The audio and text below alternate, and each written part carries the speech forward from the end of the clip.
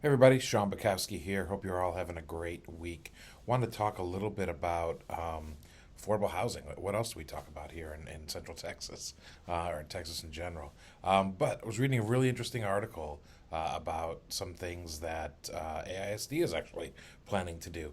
They have a couple of properties, one in like Northwest Austin and one on the east side, uh, where they're going to try to make affordable housing for teachers and staff. Turn those properties into housing properties. And they have a couple of proposals. I think the one in Northwest, maybe it's the other way around. One on East, they have four proposals. One in Northwest, they have five different proposals. And they vary. They vary with a mixture of townhomes and multifamily and potentially single family.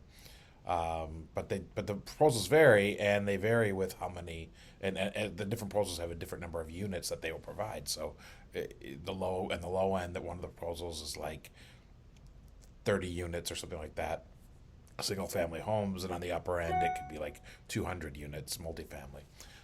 And so this is an interesting thing that AISD is doing. And by the way, I kind of talked about this before, but you can kind of see the return, what I call the return to the company town, like happening, where companies, where entities like AISD are going to start potentially providing homes as homes get more affordable, providing discounts on homes so that people can afford to live near where they work. But that's a side. That's not what we're talking about this week. Maybe I'll revisit that in the near future.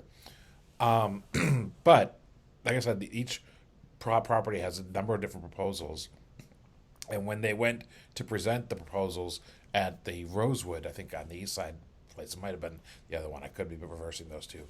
Um, there was some pushback from the neighbors. The pushback, stuff you hear all the time, where it's going to change the character of the community and it's going to increase traffic and all of this. And AISD just needs to ignore that. I mean, push us through because we need housing here in Austin and Central Texas, and this is a way to, as AISD has admitted, this is a way to attract and retain good teachers, and by subsidizing some housing, and we need as many units as they can provide. So hopefully they will see through those objections and build as many units as they can build on those properties.